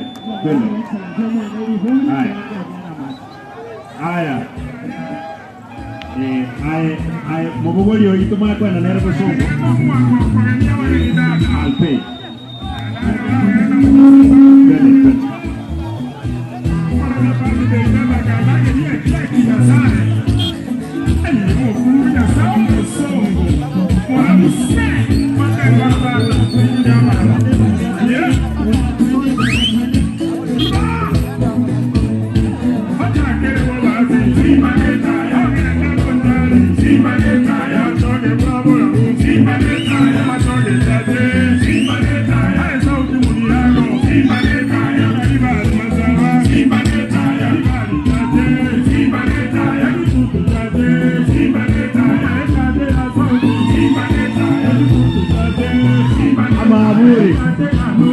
abagina na tebro mheshimiwa aba maaburi ayane oyo nkwena nale sawa ndia mono.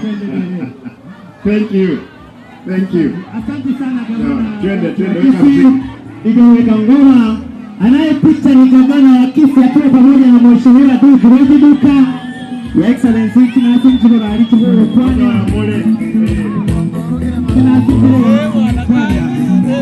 Olomo gavana wa Kisii olomo semaji mwanene mwaza Gusii. Yani kwa Kiswahili tunasema msemaji mkuu wa Gusii. Gavana wa Kisii gavana kwa Arati. Twende DJ. weka mziki.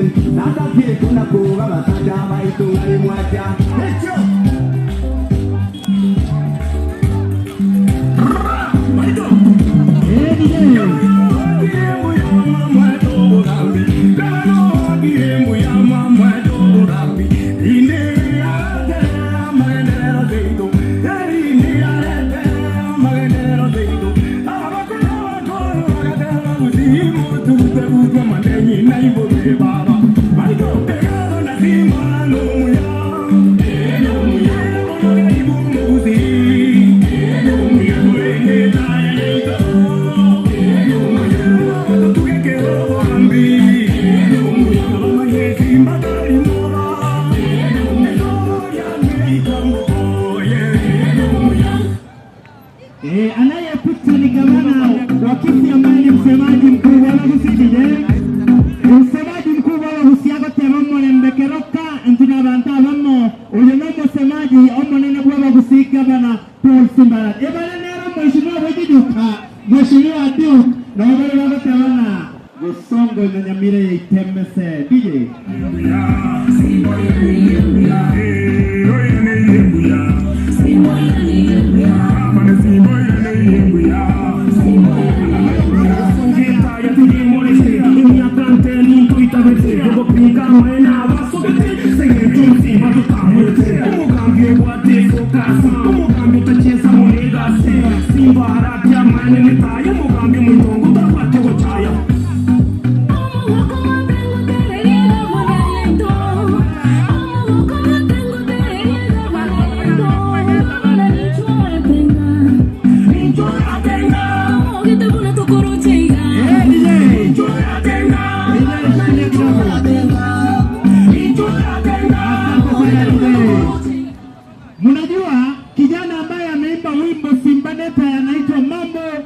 wanatoka hapa Nyamira. Kwa heshima kubwa anayepita sasa ni msemaji mkuu wa Kisii dunia mzima ambaye pia ni gavana wa Kisii, Gavana Paul Simbarati, vile ni naibu mwenyekiti wa chama kubwa, chama cha ODM.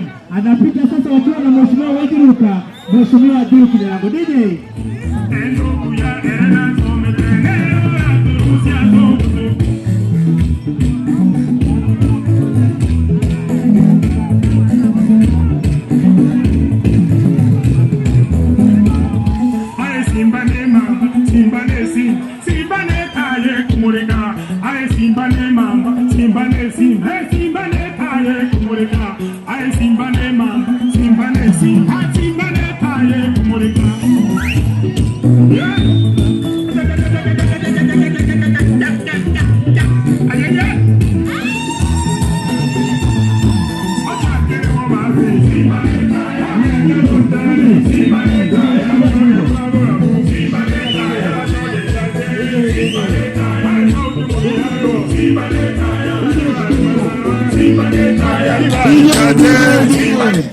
Asanti kwa heshima bantu baminto wale mwakire isko gaiga totige gavana na waheshimiwa asomi zilasa inenge kazi watu wengine wote tusogea hapa tusimame hapa Sikogocha mutana ni sponsor. Sikogocha ime no mheshimiwa gavana wa Basoa na mheshimiwa bayo. Watu tusogea hapa. Sikogocha sikoga karua mwini. Tuocha. Tumopole na na Nairobi siasa ofisi. Asante sana. Kero mheshimiwa asante. Na ndio majority ofisi Kero moja na ndio majority ofisi. Asante. Haya, toka kwanza mheshimiwa kama tunamsema ndio tupate fursa fulani.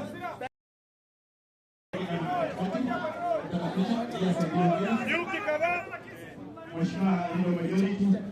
Hapo tunataka picha kidogo. Mmoja wa ODM tuko tayari. ODM. Tuko tayari. Vice Chairman ingia sasa, tumruhusu waingie ndani. Wengine tutulie hapo. DJ msiki kidogo tu.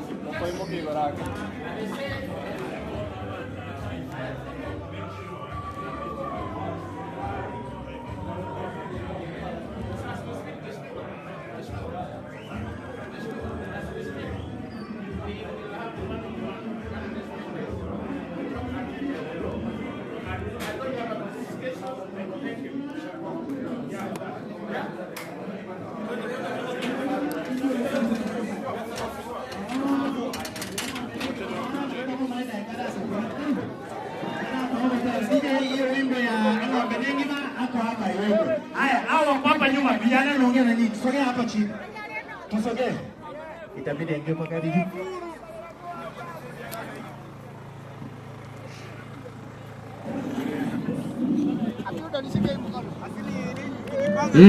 Sogea hivyo.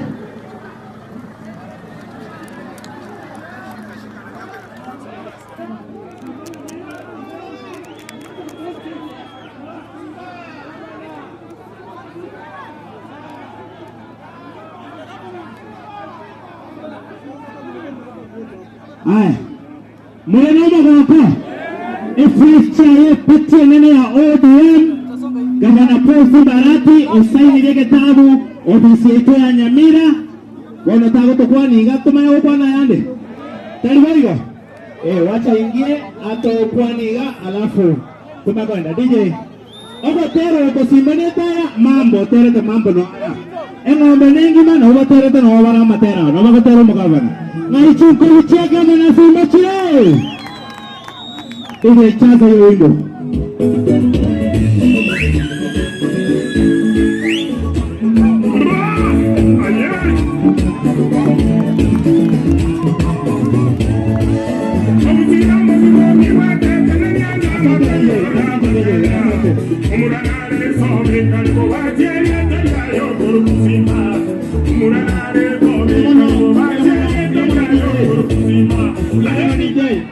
Asante sana DJ.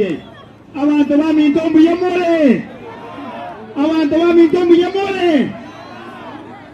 Lero watu achira iga no moske Paul Simba Arati. Mwamwari ganiye. Mwamwari ganiga sama karibu Nyamira. Lero igacha une price chair ye pati yeto ya ODM. Naande mno monogeri waba gusi. Asini my brother. Akayo Haya. Wacha. Wewe. Boss. Wachana naye. Kuja hapa wewe karibu hapa. Wachana hiyo biashara. Asante. No mogako murangeri motige.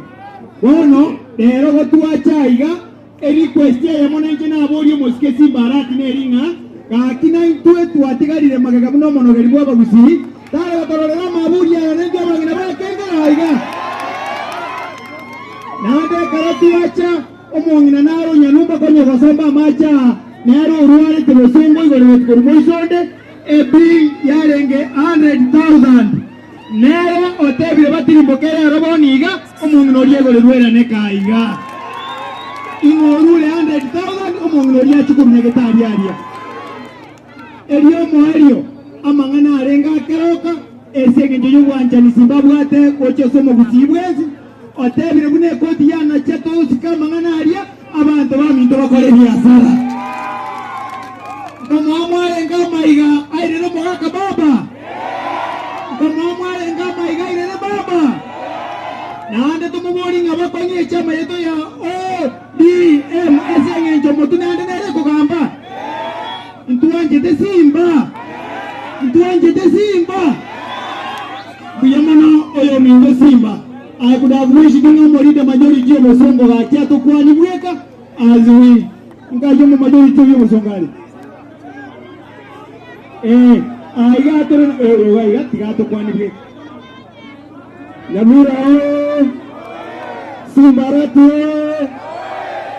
Jege Mbanko Woriete Mogioka. Mbarenga wanja babo kugenda Simba atigarene chama. Wanjure Bora tungoko bako. Barenga bakata maburi ya Simba konya banyamira maburi ya senge joyo rorosi kuba. Yoma na sawa soni. mwale gwanja gikwali ganyoyo minto Simba Arati Paul yolibwe buku inganje gakika konyola libaga gakukona n'iki serikali kyozi na ikuwato mone ni university yetima na ikutonore university mazeneta ngante yari ganingo Simba nengo bya yamara babele itepo mwana karibu wakwani ni kwa na Haya. Nyamira oye. Nyamira oye. Mtu atene narogole chiro. Lakini bone senge ntinachira igetingiranga. Yara likere. Madali. No moda kiritoga ndoch. Haya bono digangu ane manyango tevingi dio kya okora. Mo wanja boyo. Tinachire nyamira ninka. Tarivo. Aya. Ditanga nindatente vega. I'm so happy. We join in Enulero. Na chirega nyamira na ikirobisi na tebiri abantu bakisi na barubras mabakorobisi enene aso munda gochonywe chae omanyo ikirese kiama. Usana berego. Amangana Keroka twatebire will lazima tunyoro omulemboro. Ngenje teyo montara atakenga abantu barwane Keroka aiga tole no mulembe abagusiba Keroka boti nya kisi na nyamira n'abantu abamo gonto wanja seri endo kyo mwelyo abantu banyamira mwabolere university na intungo suguma no mpaka tukwa ne president baligereri barolenge university yakolere ndikie ya kirega mo wanja boygo mwanje te omwensi oino no mondo miyale ngote namole mere aya obo jume funda ngomoe inono decide na mongo tena noema ya alio tigango nde ngote ba ODM odenga mbele pamoja ODM ODM anya mira biamono omweshimiwa dio banda babali bange ayebono bali bange oko gedege ti maria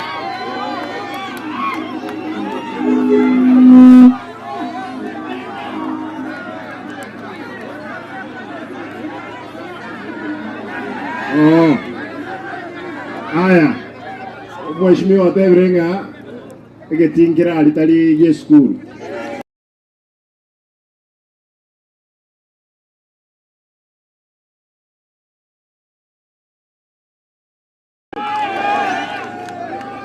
Aya yo wate t-shirt ya niko kuande liwemo injuga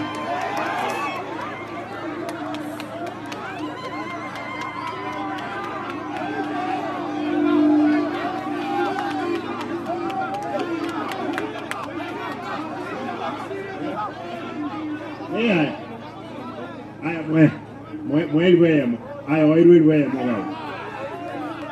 ama abuli lero mheshimiwa dio mabuli makeigo ena na saba ngina balibwate ibanda byo mire ngobena na biashara ebi mo wanja boygo abangina naba yamole narura abangina batarire korugoro mpaka nabantaba yamole mo mroyo kurukumambo noyo inoganda ero terete simbani tae kaya mambo oyo omondo korokwa sagero engombe nengi manoyo nyamira aga no ene barabara nywete ngoe kuruga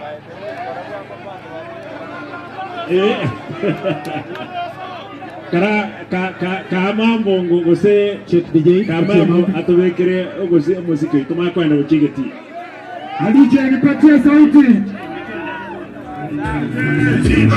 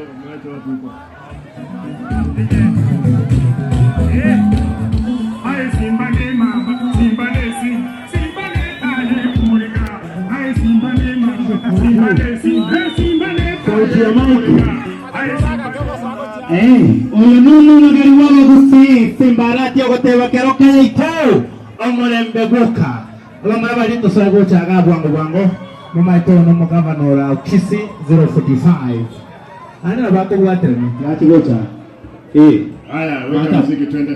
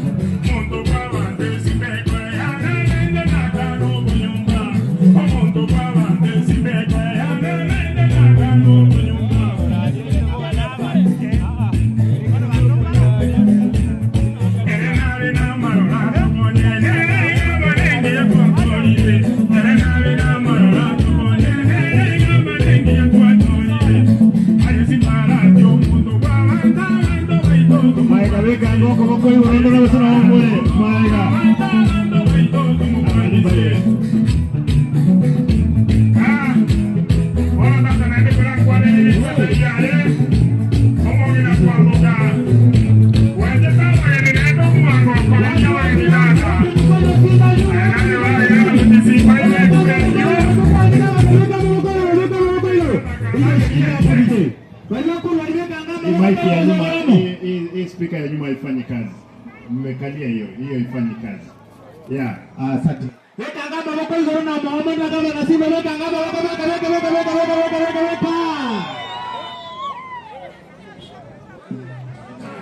Haya, kila mtu aingie ndani.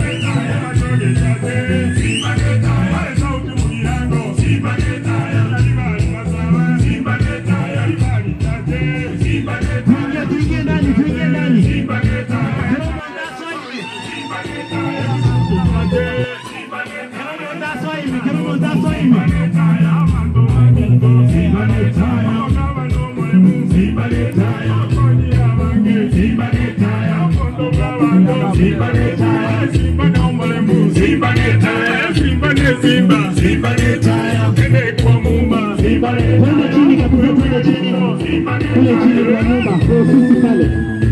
Twende pale kwa ofisi chini.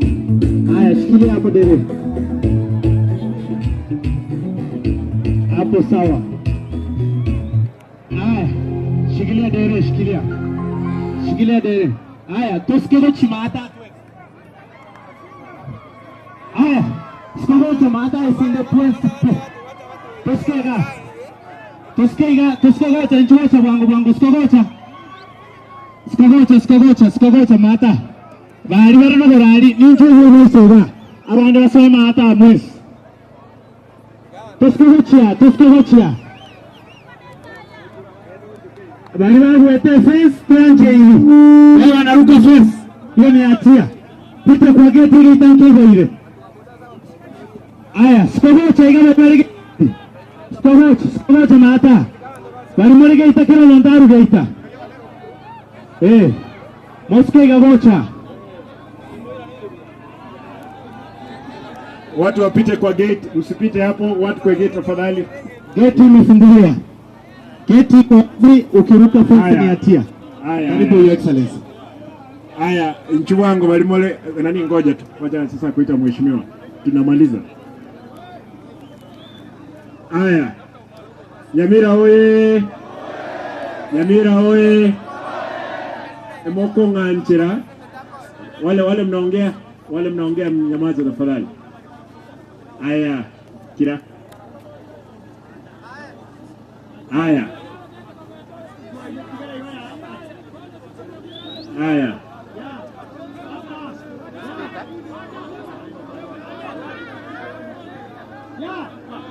Haya. Haya. Abantu bepigibwimba lema. Abanyamira beko kubako igoro. Haya, toigwane. Entagete ni mo konyo mheshimiwa, at least kero monda agende kakabwate ngene.